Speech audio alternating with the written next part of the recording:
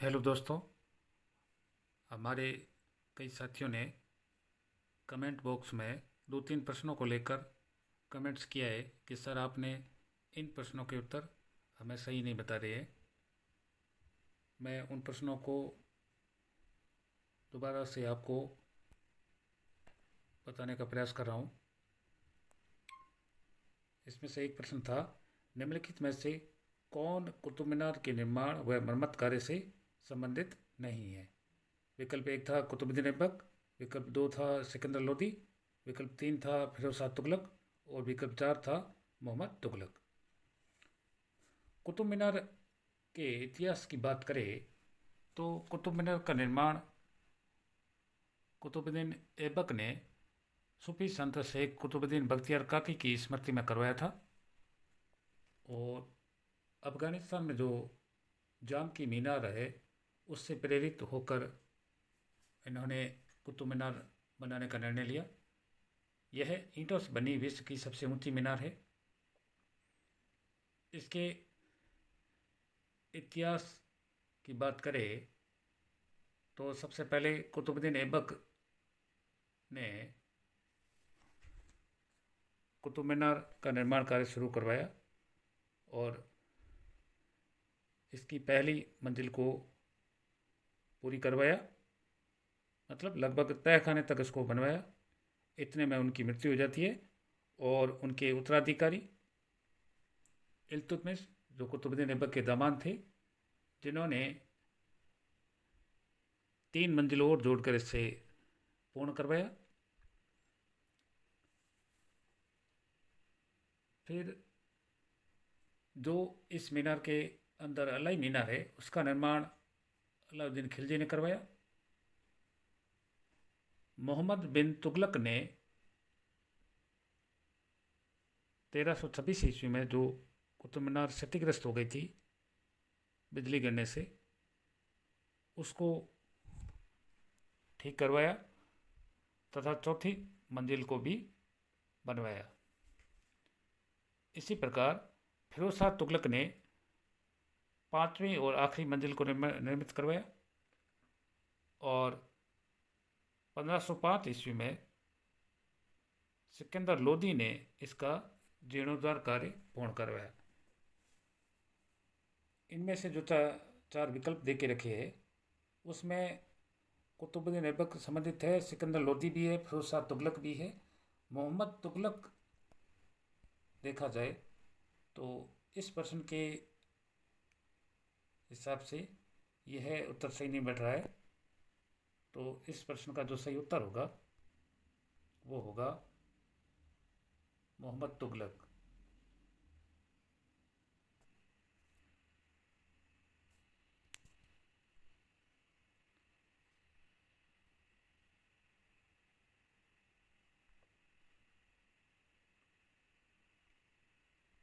इसी प्रकार दोस्तों एक और प्रश्न है, अब्दुल्ला खान के मकबरे के बारे में कौन सा कथन सही नहीं है? विकल्प एक है, इसे 16 स्तंभा भी कहा जाता है। विकल्प दो है, यह मकबरा चतुष्कोणीय है जो संगमरमर के ऊंचे चबूतरे पर बनाया गया है। विकल्प तीन है, इसका निर्माण 1710 ईस्वी में हुआ था। विकल्प चार है, वह हुसैन अली खान के पिता तथा फर्रुखशीर के मंत्री थे।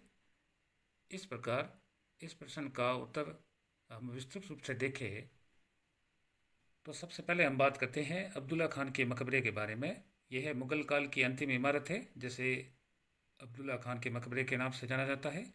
अब्दुल्ला खान को मियाँ खान भी के नाम से भी जाना जाता था। अब्दुल्ला खान के मकबरे का निर्माण फर्रुखशीर के मंत्री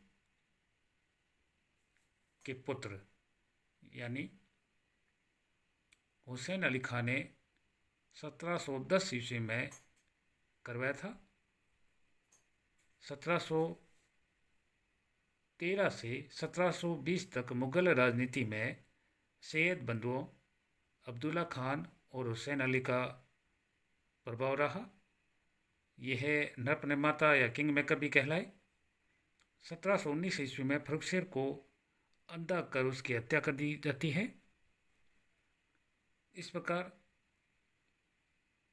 इस प्रश्न की और व्याख्या की जाए तो अलाउद्दीन खान अजमेर का मकबरा। यह मकबरा 16 खंभों पर आयताकार इमारत 3 गुंबदों से घिरा है। इसमें 5 कब्रें हैं। 1659 ईस्वी में शेख अलाउद्दीन ने इस मकबरे को बनाया था। यह मकबरा 16 थुम्बा के नाम से भी जाना जाता है। इस प्रकार इस प्रश्न का सही उत्तर है, जो कथन सही नहीं है वो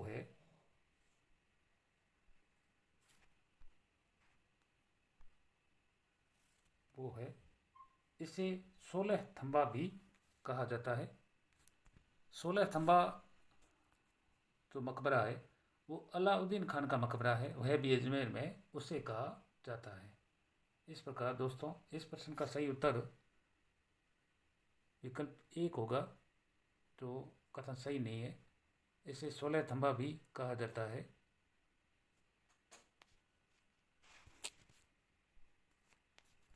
अगला जो हमारा प्रश्न है वो है, कथन की जांच करें और सही विकल्प चुनें। ए, चरक संहिता एक विशाल चिकित्सा संकलन है। ब, यह आंशिक रूप से पद्य में है और आंशिक रूप से गद्य में है। विकल्प 1 है दोनों सत्य है।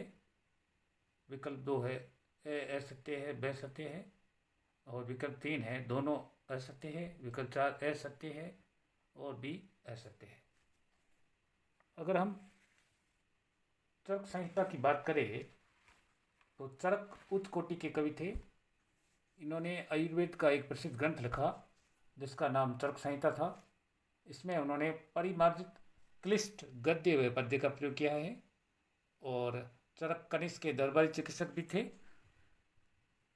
इस प्रकार इस प्रश्न का जो सही उत्तर है वो है विकल्प 1।